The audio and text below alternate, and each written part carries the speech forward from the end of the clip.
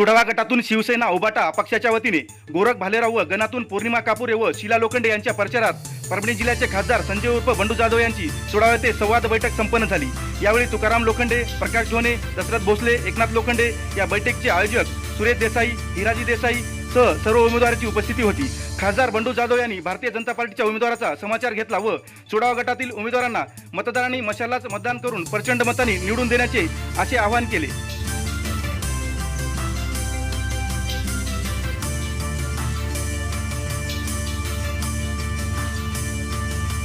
घ्यायचं बसलं की सभासदमूर्ती घ्यायची म्हणलं तर काय त्याचं होतं। सभा घ्यायची म्हणलं कोणी आज नाही आलं, लोक बसतात तिथे येऊन म्हणून कार्यकर्त्याशी संवाद साधायला खासदार साहेब की तुमचा प्रश्न काय आहेत महत्त्वाचे। मित्र ही निवडणूक वेगळी आहे, खासदारची नाही आमदारची नाही, ती स्थानिक स्वराज्य संस्थेची निवडणूक। दैनंदिन कामाला आपल्याला हे रोज आपल्याला कामाला पडणारी माणसं पाहिजे।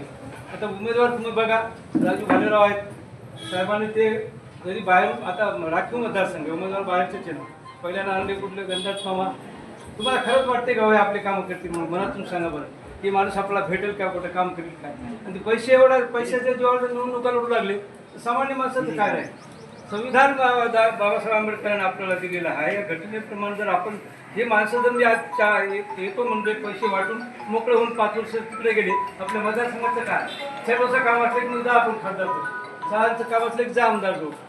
रोज शिक्षणाचा प्रश्न आहे, कुठं पाण्याचा प्रश्न आहे, कुठं रस्त्याचा प्रश्न आहे। मागल्या 20 वर्षापासून खासदार साहेब आमच्या मतदारसंघात जिल्हा परिषद माझं येते काम, सगळे बिलं झाले, सगळे पैसे उचलून घेतले। मग आता हे असंच करायचे काय सांगत? हे आपले भालेराव उमेदवार आहेत, एक सर्वसामान्य माणूस आहे, की पंचायत समितीला सभापती आपल्या एक प्रामाणिक माणूस म्हणून खासदार साहेबांनी तुमच्याकडे आणलेला आहे। हे तुम्ही आपल्याला तुम्हाला तुलना करायची आणि या धनशक्ती विरुद्ध जनशक्ती लढाई आहे। तुम्हाला आजकाल सांगायचे काम जास्त नाही। खासदार साहेब चर्चा करतील येणाऱ्या उद्या 7 तारखेला मशाली आणि क्षण कोण कोण्या पक्षाचे काहीच समजून झाल्या, पण खासदार साहेब जो पहिल्यापासून शिवसेनेमध्ये आहेत की नाही सांगा। एवढा माणूस जर एकनिष्ठ आपल्याला सांगायला थोडं तरी त्यांचं लक्षात आपल्याला घ्यावं लागतं। म्हणून खासदार साहेबाच्या पाठीमागे राहून इमानदार माणूस आणि पक्षाशी इमानदार राहिलेला त्याचं तुम्ही 2 शब्द आहे। बाकी कोणीही आले, आज पक्ष बदलायले, आज उद्या संध्याकाळी कोण्या पक्षात काहीच पत्ता नाही।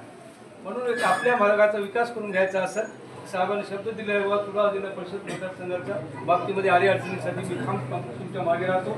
आणि तुम्हाला एक उदाहरण सांगतो की माननीय खासदार साहेब महाराष्ट्रामध्ये पायी वारी करणारा एकमेव खासदार पूर्ण पंढरपूर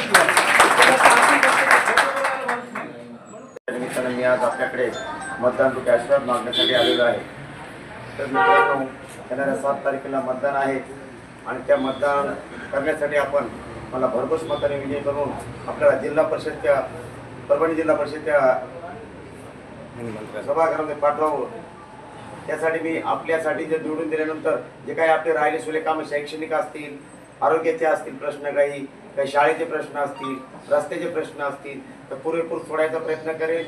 आणि तुम्हाला विनंती आहे माझी की सगळ्यांना तुम्ही आतापर्यंत 30-35 वर्ष मतदान केलं, माझी एकदा विनंती की माझ्यासारख्या गरीब माणसाला एकदाच निवडून द्यावं, तुमची सेवा करण्याची संधी द्यावी।